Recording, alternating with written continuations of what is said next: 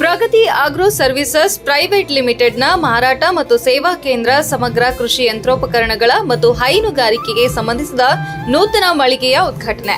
ಕೋಲಾರದ ಹೊರವಲಯದ ಕೋಡಿಕಣ್ಣೂರು ಗ್ರಾಮದಲ್ಲಿ ದೇವರಾಜ್ ಒಡೆತನದ ಪ್ರಗತಿ ಆಗ್ರೋ ಸರ್ವಿಸಸ್ ಪ್ರೈವೇಟ್ ಲಿಮಿಟೆಡ್ನ ಮಾರಾಟ ಮತ್ತು ಸೇವಾ ಕೇಂದ್ರ ಸಮಗ್ರ ಕೃಷಿ ಯಂತ್ರೋಪಕರಣಗಳ ಮತ್ತು ಹೈನುಗಾರಿಕೆಗೆ ಸಂಬಂಧಿಸಿದ ನೂತನ ಮಳಿಗೆಯ ಉದ್ಘಾಟನಾ ಸಮಾರಂಭ ನಡೆಯಿತು. ಜಗದೀಶ್ ಅವರು ಬಂದಿದ್ದಾರೆ, ಜನರಲ್ ಮ್ಯಾನೇಜರ್ ಸಿಗ್ನಿಟಿ ಇಂಡಸ್ಟ್ರೀಸ್ ಇಂದ. Manjunath BK general manager captain polypost. ಇನ್ನು ಸ್ವಾಮಿ ಅವರು ಬಂದಿದ್ದಾರೆ, ಉಷಾ ಇರಿಗೇಷನ್ ಅವರು. ಇವರು ಎಕ್ಸ್ಪೀರಿಯನ್ಸ್ 28 ಇಯರ್ಸ್ ಇಂದ ಈ ಕ್ಷೇತ್ರದಲ್ಲಿ ಕೆಲಸ ಮಾಡ್ತಾ ಬಂದಿದ್ದಾರೆ. ಈ ಸಂದರ್ಭದಲ್ಲಿ ಕಾರ್ಯಕ್ರಮ ಉದ್ಘಾಟಿಸಿ ಬೆಂಗಳೂರು ಪೂರ್ವ ಡಿಸಿಪಿ ದೇವರಾಜ್ ರವರು ಮಾತನಾಡಿ, ಪ್ರಸ್ತುತ ಕೃಷಿ ಮಾಡಲು ರೈತರಿಗೆ ಅಗತ್ಯವಾದ ಎಲ್ಲಾ ತರಹದ ಕೃಷಿ ಮತ್ತು ಹೈನುಗಾರಿಕೆಗೆ ಸಂಭವಿಸಿದ ಆಧುನಿಕ ಯಂತ್ರೋಪಕರಣಗಳು ಪ್ರಗತಿ ಆಗ್ರೋ ಸರ್ವಿಸಸ್ ಪ್ರೈವೇಟ್ ಲಿಮಿಟೆಡ್ನಲ್ಲಿ ದೊರೆಯಲಿದ್ದು, ರೈತರು ಸದುಪಯೋಗ ಪಡೆದುಕೊಳ್ಳಬೇಕೆಂದು ತಿಳಿಸಿದರು. ಪ್ರಗತಿ ಆಗ್ರೋ ಸರ್ವಿಸಸ್ ಪ್ರೈವೇಟ್ ಲಿಮಿಟೆಡ್ನ ಮಾರಾಟ ಮತ್ತು ಸೇವಾ ಕೇಂದ್ರ ಮತ್ತು ಮಾರಾಟ ಹೊಂದಿರುವುದರಿಂದ ರೈತರಿಗೆ ಒಂದೇ ಸೂರಿನಡಿಯಲ್ಲಿ ಯಂತ್ರಗಳನ್ನು ಕೊಳ್ಳಲು ಹಾಗೂ ತಮ್ಮ ಯಂತ್ರಗಳನ್ನು ರಿಪೇರಿ ಮಾಡಿಸಲು ಅನುಕೂಲ ಆಗಲಿದೆ. ಇದರ ಅನುಕೂಲ ಪಡೆದುಕೊಳ್ಳಬೇಕೆಂದು ಅವರು ರೈತರಿಗೆ ಕಿವಿ ಮಾತು ಹೇಳಿದರು. ಒಂದಿಬ್ರು ಹುಡುಗರು ಬೇಕು, ಅದಕ್ಕೆ ಪೆನ್ನು ಪೇಪರ್ ತಗೊಂಡು ಇದು ಹಿಂಗಿರ್ಬೇಕು ಅಂತ ಬರೆಯೋರೊಬ್ಬರು ಬೇಕು. ಎಕ್ಸಾಂಪಲ್ ಹೇಳ್ತೀನಿ, ನಗ್ಬೇಡಿ. ಈ ಅಕ್ಟೋಬರ್ ನವೆಂಬರ್ ಸಿಕ್ಕಾಪಟ್ಟೆ ಮಳೆ ಇತ್ತು ನಮ್ಮ ಬೆಂಗಳೂರು ಹೆಸರುಘಟ್ಟ ತೋಟದಲ್ಲಿ. ಅವ್ರು ಹೇಳ್ತಾ ಇದ್ರು ಆಳುಗಳು ಸಿಗಲ್ಲ ಅಂತ. ಆಳುಗಳು ಸಿಗಲ್ಲ, ನಿಜವಾಗ್ಲೂ ಕಷ್ಟ ಇದೆ. ಒಂದ್ ದಿವಸ ಬಂದರು, ಇನ್ನೊಂದ್ ದಿವಸ ಬರಲ್ಲ. ಕೇಳಿದ್ರೆ ಜಾತ್ರೆ ಇತ್ತು, ಅದು ಇಲ್ಲ ನಮ್ಮ ಮನೇಲಿ ಯಾರೋ ಸತ್ತೋಗಿದ್ರು, ನಮ್ಮ ಮನೆ ಪಕ್ಕದ ಮನೆಯವ್ರು ಯಾರೋ ಸತ್ತೋಗಿದ್ರು ಅಂತ ಈ ಕಾರಣಗಳು ಬಹಳ ಚೆನ್ನಾಗಿ ಹೇಳ್ತಾರೆ. ನಿಜನೂ ಇರ್ಬೋದು ಅದು. ಯಾವಾಗ ನೋಡಿದ್ರು ಈ ಡ್ರ್ಯಾಗನ್ ಫ್ರೂಟ್ ಅಲ್ಲಿ 6 ಅಡಿ 8 ಅಡಿ ಸಾಲು ಇರುತ್ತೆ, 2 ಅಡಿ ಈ ಕಡೆ ಹೋಗಿ 2 ಅಡಿ ಹೋದ್ರೆ 4 ಅಡಿ ಮಧ್ಯದಲ್ಲಿ ಜಾಗ ಇರುತ್ತೆ. ಅಲ್ಲಿ ಯಾವಾಗಲೂ ಕಳೆ ಬಂದು ಒಂಥರ ಕಳೆ ನೋಡಿದ್ರೆ ನಮಗೆ ಒಂಥರ ಅಸಹ್ಯ ಅಂತ, ಏನಪ್ಪ ಹಿಂಗಿಟ್ಟಿದ್ವಿ ನಾವು. ಮೊನ್ನೆ ಒಂದು ಐಡಿಯಾ ಮಾಡಿದ್ವಿ, ಈ ಪ್ಲಾಸ್ಟಿಂಗ್ ಮೆಶ್ ಬರುತ್ತೆ, ಪ್ಲಾಸ್ಟಿಂಗ್ ಮೆಶ್, ಗೋಡೆಗೆ ಪ್ಲಾಸ್ಟಿಂಗ್ ಇಂತ ಮೊದಲು ಮೆಶ್ ಹೊಡಿತಾರಲ್ವಾ, ಆ ಮೆಶ್ ಒಂದು ರೋಲ್ ತರಿಸಿ ಭಾನುವಾರ ಕೆಲಸ ಇಲ್ಲ ಸುಮ್ಮನೆ ಕೂತಿದ್ದೆ, 5 ಅಡಿ ಹೀಗೆ 5 ಅಡಿ ಹೀಗೆ ಒಂದು 8 ಪದರ ಮಾಡಿದ್ವಿ. ಒಂದ್ರ ಮೇಲೆ ಒಂದು 8 ಪದರ 8 ಪದರ ಮಾಡಿ ಕಂಬಿಯಲ್ಲಿ ಆ ಕಡೆ ಹೊಲಿಯೋ ಥರ ಹೊಲಿದ್ವಿ. ಒಂದು 2 ದೊಡ್ಡ ಬಂಡೆನ ತಂದು ಅದ್ರ ಮೇಲೆ ಇಟ್ವಿ. 5 ಅಡಿ 5 ಅಗಲ ಇರುತ್ತಲ್ಲ, ಅದ್ರ ಮೇಲೆ ಸಣ್ಣದ ಕುಬೋಟ ಟ್ರ್ಯಾಕ್ಟರ್ ಹಿಂದ್ಗಡೆ ಕಟ್ಬಿಟ್ಟು ಈ ಕಡೆ ಒಂದ್ಸರಿ ಈ ಕಡೆ ಒಂದ್ಸರಿ ಈ ಕಡೆ ಒಂದ್ಸರಿ 4 ಸರಿ ಎಳ್ಸಿದ್ವಿ. ನೀಟ ನೆಲ ಹೆಂಗಿದೆ ಗೊತ್ತಾ, ಶೇವಿಂಗ್ ಮಾಡಿದಂಗಿದೆ ನೆಲ.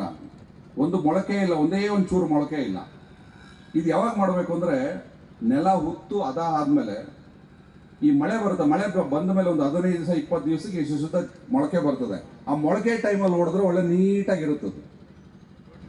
ನೆಕ್ಸ್ಟ್ ಟೈಮ್ ಬೀಜ ಕೂತ್ಕೊಳ್ಳೋಕ್ಕೂ ಅದಕ್ಕೆ ಅವಕಾಶ ಸಿಗೋದಿಲ್ಲ, ಬೇರ್ ಬಿಡೋಕ್ಕೂ ಅವಕಾಶ ಸಿಗೋದಿಲ್ಲ. ನಾವೇನು ಮಾಡ್ತೀವಿ, ಅದು ಮೊಳಕೆ ಬಂದು 4 ಇಂಚ್ ಬೆಳೆದು 5 ಇಂಚ್ ಬೆಳೆದು 1 ಅಡಿ ಬೆಳೆದು 1.5 ಅಡಿ ಆದ್ಮೇಲೆ ಎದ್ದೋಗ್ತೀವಿ, ಕಳೆ ಬಂದ್ಬಿಟ್ಟಿದೆ ತೋಟದಲ್ಲಿ ಅಂತ. ಸೊ ಇದೇನು ನಾವೇನು ಟೆಕ್ನಾಲಜಿ ಎಲ್ಲಿಂದ ಕಲ್ತಲ್ಲಿ ಇವತ್ತು ಅದನ್ನೇ ಮಾಡೋದು. ನಾವು ಉಳ್ತಾ ಇಲ್ಲ, ರೋಟ್ ಹಾಕ್ತಾ ಇಲ್ಲ ಒಳಗಡೆ. ಯಾವಾಗ ಮೊಳಕೆ ಕಾಣುತ್ತೋ ಆ ಮೆಶ್ನ ಒಂದು 2-3 ಸರಿ ಈ ಕಡೆ ಎಲ್ಲ ಸಾಲಲ್ಲಿ ಹೊಡೆದು 6 ಎಕರೆ ಒಳ್ಳೆ ಕಂಡಿ ಇದ್ದಂಗಿದೆ. ಇವಲ್ಲಿವರೆಗೂ ನಾವು ಬಿಡಿ ಸೈಡು ಹೊಡೆಯೋದಿಲ್ಲ, ಯಾವ್ದು ಕಳೆ ಔಷಧಿನೂ ಹೊಡೆಯಲ್ಲ, ಒಳಗಡೆ ಟ್ರ್ಯಾಕ್ಟರ್ ಹೋಗಿ ಕಲ್ಟಿವೇಟ್ರು ಹಾಕೋದಿಲ್ಲ, ರೋಟ್ರು ಹಾಕೋದಿಲ್ಲ. ಯಾಕೆ ಇದು ಎಕ್ಸಾಂಪಲ್ ಹೇಳಿದೆ ಅಂದರೆ, ದೇವರಾಜ್ ಅವರು ಮುಂದಿನ ದಿನಗಳಲ್ಲಿ ಒಂದಷ್ಟು ಜನ ಹುಡುಗರನ್ನ ಇಟ್ಕೊಂಡು, ಭಾಳಷ್ಟು ಜನ ITI ಮಾಡಿರೋರು, ಮೆಕ್ಯಾನಿಕಲ್ ಮಾಡಿರೋ ಹುಡುಗರು ಸಿಗ್ತಾರೆ, ಭಾಳಷ್ಟು ಜನ ಜ್ಞಾನ ಇರೋಂಥ ಹುಡುಗರು ಸಿಗ್ತಾರೆ. ಅವ್ರನ್ನ ಬಳಸ್ಕೊಳ್ಳಿ. ಈ ಭಾಳಷ್ಟು ಹಣಕಾಸಿನ ಸಂಸ್ಥೆಗಳು ಹಣಕಾಸಿನ ಸಪೋರ್ಟ್ ಮಾಡೋದಕ್ಕೆ ಬರ್ತವೆ. ಕೃಷಿ ರಂಗದಲ್ಲಿ ಸಂಶೋಧನೆ ಮಾಡ್ತೀವಿ ಅಂದರೆ ಕೆಲವರು, ಈಗ ನಮ್ಮ ಇವರು ಹೇಳ್ತಾ ಇದ್ರು, ಶ್ರೀನಿವಾಸ ರೆಡ್ಡಿ ಅವರು ಆರ್ಟಿಕಲ್ಚರ್ನವರು. ಸೊ ಅವರು ಅದರ ಇಂಪಾರ್ಟೆನ್ಸ್ ಹೇಳ್ತಾ ಇದ್ರು. ಸೊ ಹಾಗಾಗಿ ಮುಂದಿನ ದಿನಗಳೊಂದು ಪ್ರಯತ್ನ ಮಾಡಿದ್ರೆ ರೈತರಿಗೆ ನೀವು ಕಡಿಮೆ ದರದಲ್ಲಿ ಎಲ್ಲ ಕೊಡ್ಬೋದು ಅಂತ. ಸೊ ಇದೊಂದು ಸುದಿನ, ನಿಜವಾಗ್ಲೂ ಭಾಳ ಸಂತೋಷದ ವಿಚಾರ. ಇಲ್ಲಿ ಬಂದ ಮೇಲೆ ಕುತ್ಕೊಂಡು ಹಂಗೆ ಯೋಚನೆ ಮಾಡ್ತಿದ್ದೆ, ಒಳ್ಳೆ ಕಾರ್ಯಕ್ರಮಕ್ಕೆ ಬಂದಿದೆ. ಒಳಗಡೆ ನೋಡ್ತಾ ತುಂಬಾ ಖುಷಿ ಆಯ್ತು. ಎಲ್ಲ ಪರಿಕರಣಗಳನ್ನ ಇಟ್ಕೊಂಡಿರ್ತಕ್ಕಂಥದ್ದು. ಇವತ್ತು ಕೂಲಿ ಆಳುಗಳು ಅಂದ್ರೆ ಕೆಲಸಗಾರ ಸಿಗ್ತಕ್ಕಂಥದ್ದು ಕಷ್ಟ ಅಂತೇಳಿ ಒಬ್ಬ ಅಧಿಕಾರಿನೇ ಮಾತಾಡ್ತಾ ಇದ್ರು.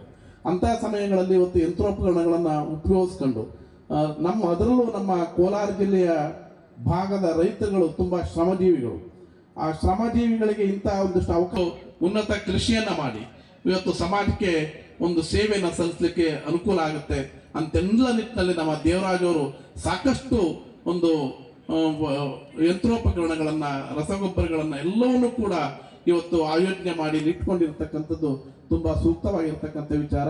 ನನಗೆ ಇನ್ನೊಂದು ಖುಷಿಯಾಗಿದ್ದು, IPS ದೇವರಾಜ್ ಸರ್ ಹೇಳ್ತಾ ಇದ್ರು, ಬೇರೆ ಬೇರೆ ಕಂಪನಿಗಳಿಂದ ಇವತ್ತು ನೀವು ತಂದುಕೊಂಡು ಅಲ್ಲಿ ಮಾರಾಟ ಮಾಡೋದಕ್ಕಿಂತಲೂ ಇಲ್ಲೊಂದು ಕಂಪನಿಯನ್ನು ನೀವು ಓಪನ್ ಮಾಡಿ ಮ್ಯಾನುಫ್ಯಾಕ್ಚರಿಂಗ್ ಮಿಷನರಿಗಳನ್ನ ಮ್ಯಾನುಫ್ಯಾಕ್ಚರಿಂಗ್ ಮಾಡಿದ್ರೆ ನಿಮಗೆ ತುಂಬಾ ಅನುಕೂಲ ಆಗುತ್ತೆ ಅಂತ ಹೇಳಿದ್ರು.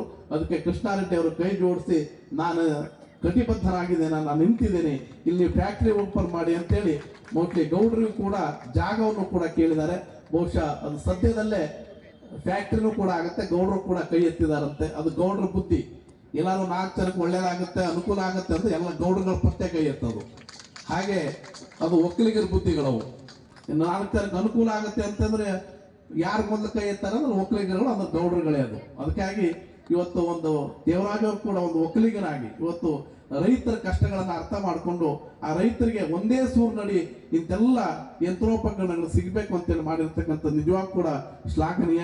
ನಾನು ಆಸೆ ಪಡ್ತೇನೆ, ನಾನು ಸಂಕಲ್ಪ ಮಾಡ್ತೇನೆ, ಆದಷ್ಟು ಬೇಗ ನಮ್ಮ ಕೃಷ್ಣಾರೆಡ್ಡಿ ಅವರು ಮತ್ತೆ ನಮ್ಮ ದೇವರಾಜ ಸರ್ ಮತ್ತೆಲ್ಲರೂ ಸೇರಿ ಇಲ್ಲೊಂದು ಫ್ಯಾಕ್ಟ್ರಿ